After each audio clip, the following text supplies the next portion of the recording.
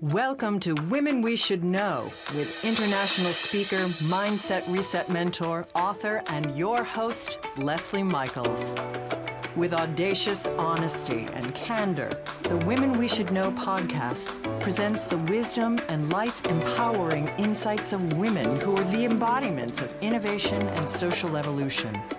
Please join Leslie as she shares potent conversations that will inspire your personal and professional evolutions. Welcome to Women We Should Know. Welcome back to Women We Should Know, the podcast where we consistently bring you the voices, the stories, the wisdom, and the insights of women who are challenging the status quo, breaking down the old paradigms, women who do not color inside the lines, and who do not climb in boxes created by someone else. It is always a pleasure and a privilege to be able to sit in this chair and have these conversations with these women and to bring them to you. And today we have with us Candace McKim. She is an international intuitive teacher, intuitive business coach, #1 international best-selling author, TEDx speaker, and founder of the Intuitive Coaching Academy's online training. Candace spent decades combining her social work background with yoga and chakra therapy into a form of intuitive teaching. Candace's wise and fun-loving approaches guides women to courageously connect to their Dharma, their purpose through their intuition, and to level up their spiritual businesses. Candace's training and intuitive coaching strategies supports purpose-driven business women to make the impact and attract the wealth they deserve by following their inner wisdom. Candace is a TEDx speaker and the podcast, radio, TV host of Find Your Hell Yes show. You have to be checking that out. Candace is recognized as a leading expert on intuition, as well as on women and worth, wellness, and wealth, and has shared the stage with speakers such as Jack Canfield, Debra, Silverman, and Kahn. So, as you can see, we have an amazing woman for you today. So without further ado, Candace, thank you so much for joining us today. Thank you so much for inviting me. I'm super excited. I love your show, and I'm really honored to be here. I'm excited. Thank you so much. Well, I have a little tradition, and that is at the beginning of each show, I like to ask the guest, what has already inspired you today? Well, I know that you do this because I listen to your show, and I didn't plan ahead. I'm going to say I didn't have it prepared. So what has inspired me today is every Tuesday, we're doing your show on Tuesday. Every Tuesday morning at 9 a.m. Mountain Standard Time, I do intuitive card reading on my Facebook Live. I just go a Facebook Live, and I've been doing it since 2016. And today I was talking about new moon energy because we're in the new moon, and I was talking about we're going into a solar eclipse this week. And one of the things I always do is I use the eclipses as kind of a place, like a marker in time. And so I looked up when was the last solar eclipse, and the last solar eclipse was October 25th, 2022. And I wanted to see what was happening on that day. It was huge insight for me. That was the day, it was my mom and my sister's birthdays. They have the same day. And October 25th, 2022, my dad passed away. So it was just like jaw-dropping. Like, that is just so unreal to me. And it's just like, it inspired me. And then I went for a walk and meditated on it. And I'm just going to really dive into that. And it's so interesting because since then to now, my business is just really it's just been so shifting so much. So it's really interesting to me. Ooh, so this is So inspired. your next big launch. Yeah. Yeah. Yeah. That's It is. exciting. Well, keep us Such- posted here at Women We Should Know. Okay, I will. And you're right. Like just last week, the new launch is coming out, and it was like, oh wow! Like in that 6-month period, there was a lot of healing. There was a lot of sort of like some slowing down and a lot of inner work. And now I just feel ready to get going. But yeah, you're right. Exactly. Exactly. That's wonderful. We hear the words intuitive. We hear the words women's natural divine wisdom, the divine feminine, or at least I do all the time. I'm guessing that many of the listeners do. How would you language that to help the women who have wondered, what exactly is that? Where do I find that? Is that my left arm or my right kidney? What is all this about? Yeah. So our intuition is that inner knowing that we have. There's, you know, we're taught things and we learn things, and then there's that inner knowing that we get, that we have. And my book is called Intuition is a Choice, because sometimes we follow it and sometimes we don't. And when we don't, we go, I knew that was going to happen. I just knew it. Right. And so, but I believe that because my background is, I have a degree in social work, and then I became a yoga therapist and then a chakra therapist. I spent decades marrying together talk therapy with body, mind, spirit. So I believe there's no separation between the body, the mind, and the spirit. Right. So there's always a physical reaction. Every time we have an intuitive hit, I call them intuitive hits. Whenever we get an intuitive hit, there's always going to be a physical reaction. So like just even you saying that a few seconds ago about this is my new launch, I got chills. So that to me is a physical sign of speaking spiritual truth, right? Like you just spoke truth with a capital T. And so we all get those physical reactions. And some of us are better at having the mind body connection than others, but it can be more and more developed, right? So I'm curious, like, how do you feel your intuitive hits? Like, where do you physically feel them in your body? Right between my temples. It's like Third like eye. a buzz, and I just pause and wait to feel what that message is.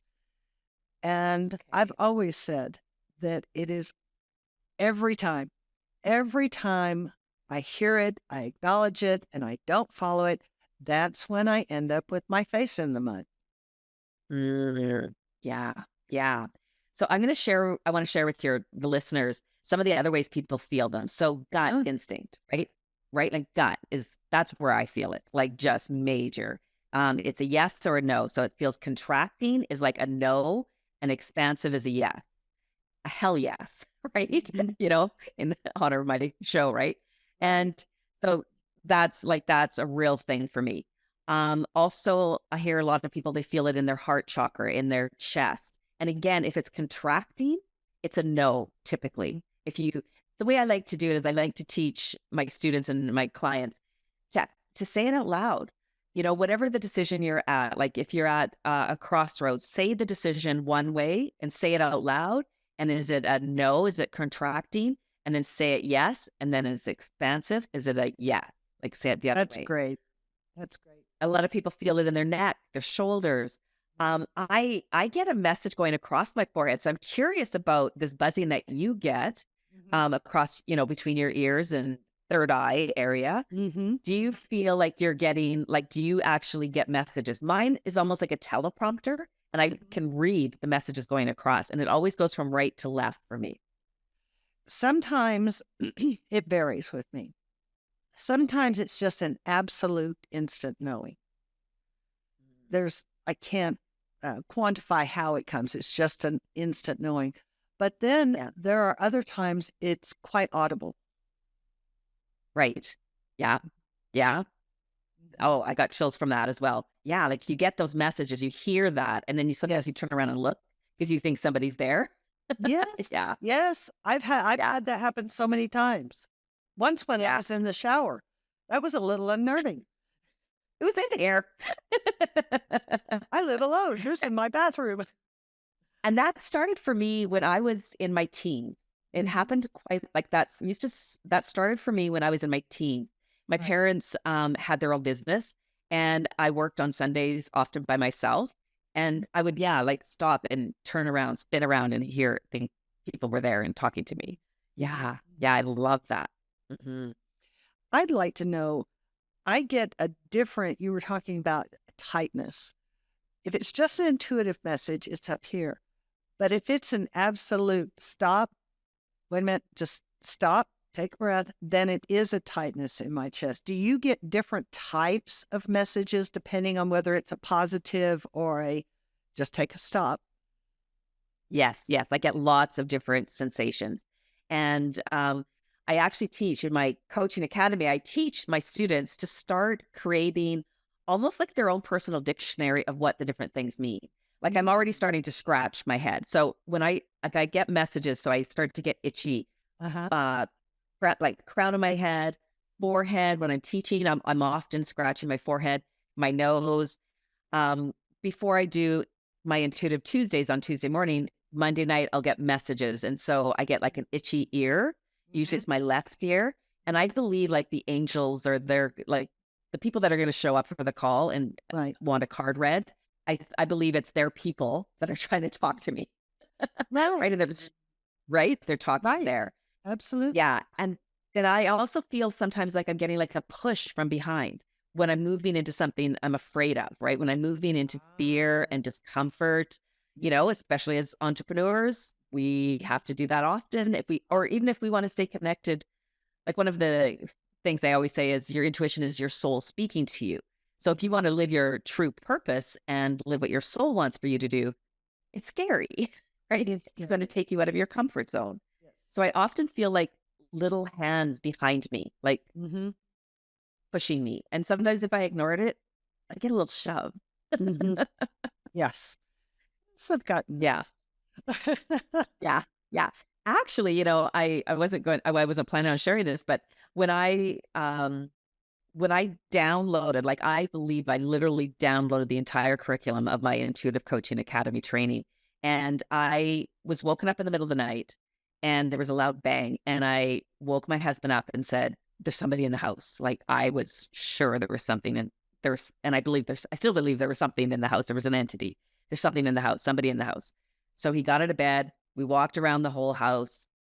We went back to bed and like so many men, he fell right back to sleep. Like, how do you do that? Right? I'm like, my heart's just How going. did you do that? Oh no. My heart's going like boom, boom, boom, boom, boom. Like Yes. and I'm like, okay, calm myself down, relax. And then I was like being pushed, like I was being shoved in bed and it was like, get up, get up.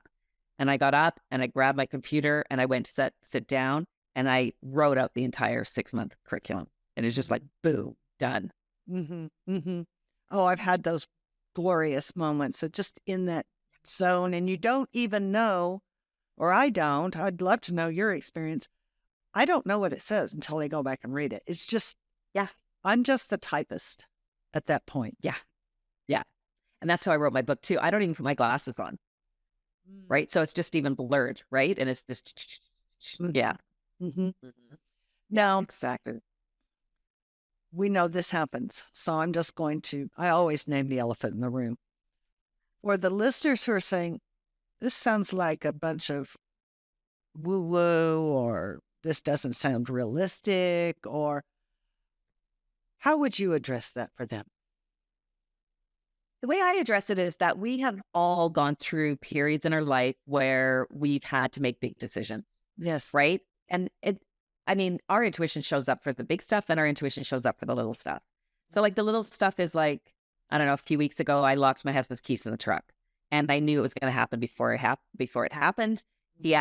Asked me, he said, we were doing some moving around of vehicles and he asked me to leave the keys in the front seat of the truck and like underneath the front seat. And I'm like, but your truck has a habit of like locking it on itself. Like, are you sure? but I didn't want to question him. Like, he knows his truck as well, like better than I do. And he asked me to do it. So I closed the keys, shut the door, and of course it locked itself. And so our intuition shows up on those little things. And it's always that when you go, I knew that was going to happen. Because then, half an hour later, he's texting me, oh yeah, the truck locked itself. Where's the other set of keys? Now it becomes the bigger issue. So I didn't trust my intuition, or I didn't trust it. I did trust it, but I thought, he'll deal with, like, he's going to have to deal with that then. He asked me to do it. I was asked. He did what I was asked. But we all have how I teach it is we've all had big periods in our lives where we have to make a decision that ultimately changes the course of our life, right? Like maybe move across the country, going to university or not, marrying that person or not. Like, we've all had those big, big moments in life. And sometimes we know that if I do this, or because I did this, because I chose this, because of whatever, it's outside pressure, society, parents, culture, or whatever influenced us to make this decision. As a result, I feel like I'm off my purpose. Right? And so then it's like, and I don't believe we're ever totally off our purpose, but we do need to get rounded. Sometimes we take the long way to get back onto that path. We all know. We never get off our purpose, but we can sure take the long way around the block. Yeah, exactly. Right? And we know it when we're off our purpose. We know it. Yeah. And so it's like, you go back to those big, I call them the story of I. I call it the story of I. And so, do you want me to share one of my stories of I? Please. Okay. So here I am. I have a degree in social work. I became a yoga therapist, chakra therapist, and I've been running a yoga studio for 17 years and love it. I love my community. I had an office to see clients. I was running workshops. I had a place to do all of that, and I was loving it. So then but I knew, like, part of my work in the world is to help women who had been violated. And so I went and took some training on it, like yoga background, trauma training. And it was like May, I think it was, I took this training, and it started showing up in my clientele immediately. Like, every single client I worked with had been molested, violated, abused. Like, it was showing up a lot. And in fact, I was even asked to go, I live in Canada, Northern Canada, and I was asked to go to a First Nations reserve and do a wellness day. And every single woman there had been raped or abused in some form. And so 5 months into this, I was like, I remember sitting on the deck and talking to my husband and, saying, I told him what was happening. And he said, is this what you want? And I said, no, I don't. I know I'm here to be of service to help women, but yet it didn't feel, it felt too much energy to bring into my household. And it reminded me of when I worked as a social worker, and I quit that career because of bringing that energy into my household. I have 3 small children at the time, right? And so I made that conscious decision. So it was a conscious decision to stop it, and it immediately stopped. I stopped seeing that clientele. So fast forward a year and a half, and an email comes across my desk and said, the same organization that I took that training with, they were doing a global Seva challenge. Global meaning they pick a country, and Seva meaning they pick a cause, and challenge, we were asked to raise $20,000. So it was to raise $20,000 for victims of sex trafficking in India. And when that email came across my computer, I'm like, oh, hell yes, I'm doing that. That was the first thought. And then the second thought is like, who the hell am I? Who the hell am I to do that? First of all, I'm not a fundraiser. I don't know how to raise $20,000. How is it going to affect my household, my family, my children, my business? Like, what am I doing here? And then I was actually as I said, I'm Canadian, and I was at the hockey rink, sitting on the bench, talking to one of the other moms. And I said to her, I don't want to be on my deathbed and wished that I had at least tried to raise that money for those little girls. And so when I heard those words coming in my mouth, I knew intuitively I had to do it. So I did. And I raised the money really quickly, 9 months, bam, had the money. So then as a result, I was going to be going to India, and I got the intuitive hit, sell your studio, sell your studio. And I'm like, yeah, I don't know about this, right? I don't know about this. But then there was like all of these signs that kept coming, right? Like Right. I was going to be gone for a couple months. And so my studio, like some people were wanting to use my studio and rent it, and some people weren't. And there was just like 75 emails coming in over like a 5-day period. And I'm like, okay, I'm gonna let my studio go. So I called the landlord, and the funny thing, and I'm doing air quotes, the funny thing is that I'd been renting the space for years, and I had given her the post-dated checks for the year, but she had never gotten me the lease that year. And we were 6 months into the lease. And I'm like, okay. So I called her up and I said, so does that mean it goes month to month? And she said, yes, it does. And I said, okay, because at that time I wasn't going to sell it. I was just going to close the studio. And I said, okay, I'm going to close the studio. And I told her what I was doing. And she said, this is the resistance. And this is what holds us back from following our intuition. She said, oh, I'll give you a free month's rent if you stay. And I got off the phone and I did my trick that I said before, as I said it out loud. I said, I'm going to keep my studio. And my body literally contracted. My stomach went in and it was a no. And then I'm going to sell the studio, or I'm going to let the studio go. And it was a yes, a hell yes. And so 2 days before I left to go to India, I handed over my keys and went to India. And so coming back to your question, that was a huge, big crossroads. I had built this amazing community. I'd been doing it for years. It provided everything that I wanted in my life, seeing clients and workshops and all of that. But what it did for me is then I came back and it opened up time and space. Here I am, okay, I don't have my studio. What am I going to do now? Right? But it opened up time and space for me to create my deck of oracle cards, right? Because I had been creating them while I was running my yoga studio. I would get intuitive hits as to what the yoga postures meant. So I was creating that. Then as I started creating the oracle cards, I knew there was a book. And then I did a TEDx talk. And then I started speaking all over North America. So yes, I was doing my work there on a smaller scale. Now it's on a much bigger scale. Right.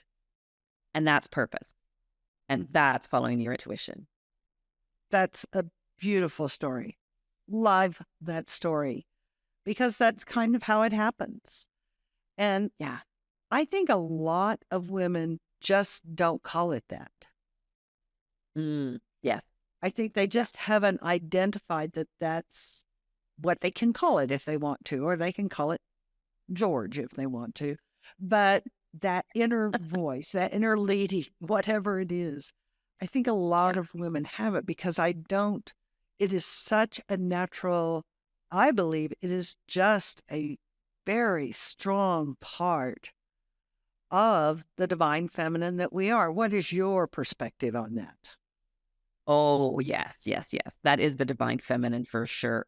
And I feel like, let's get started.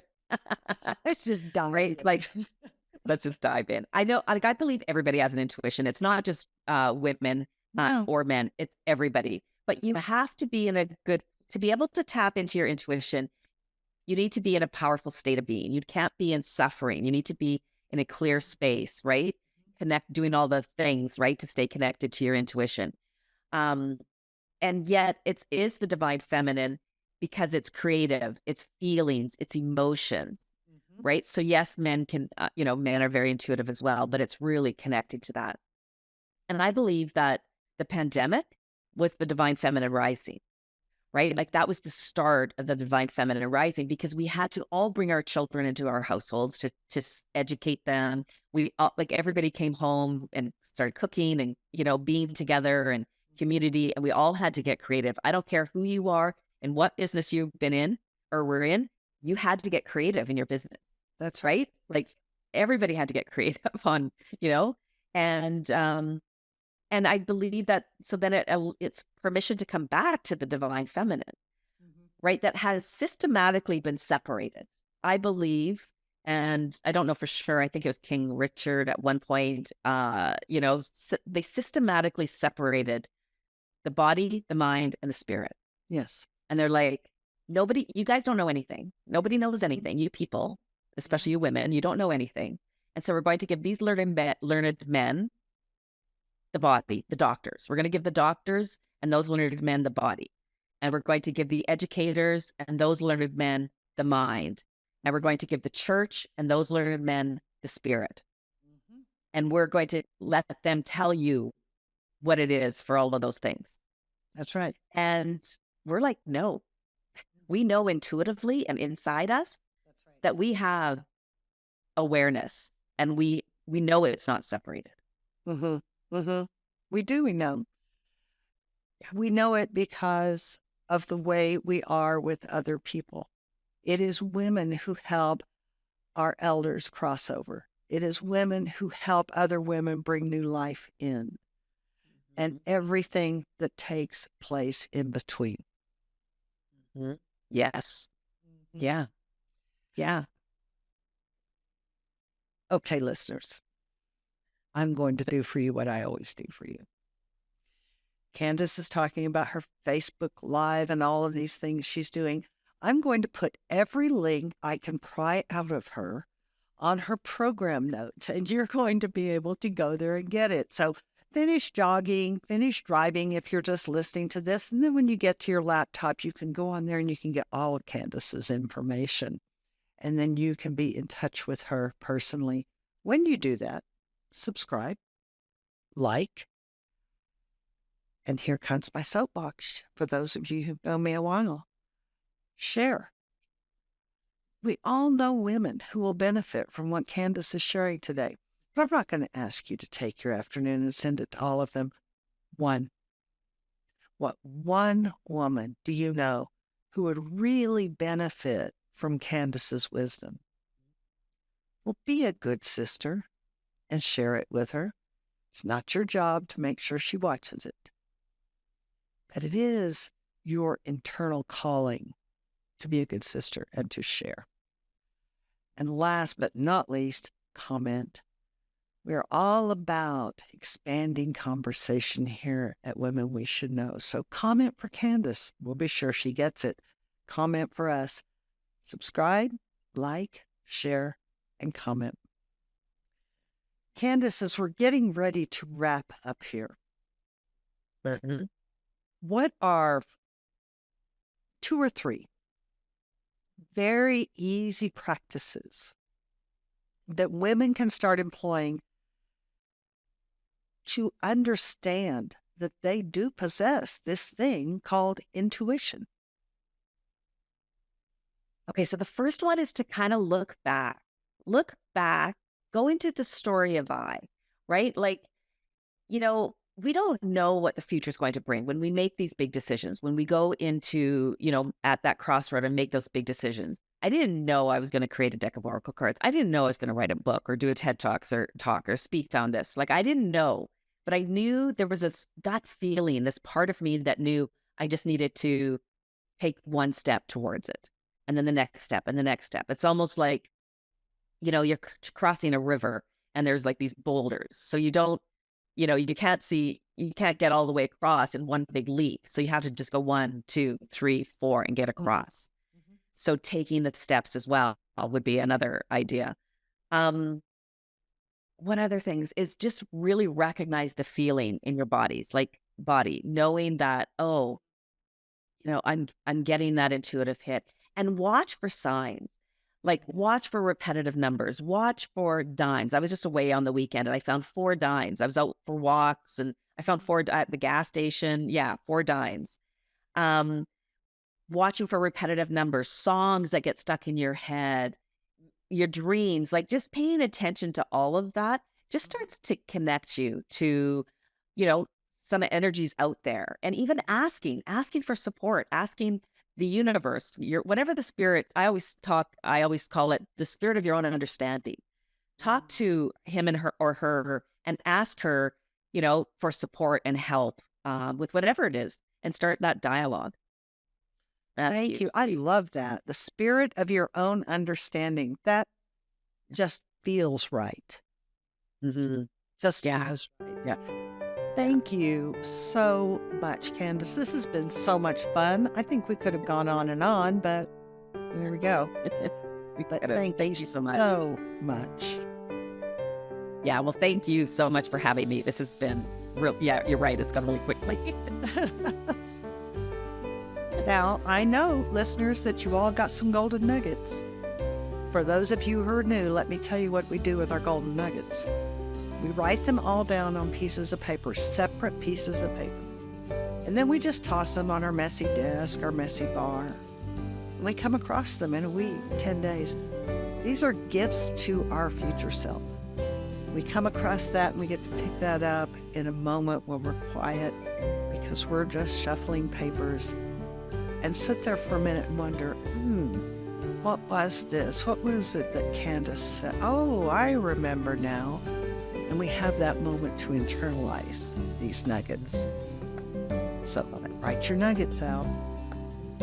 Thank you for coming and joining us today. It is always a privilege to be able to bring these conversations to you. And as you go through the rest of your day, please remember you are stronger and wiser than you know.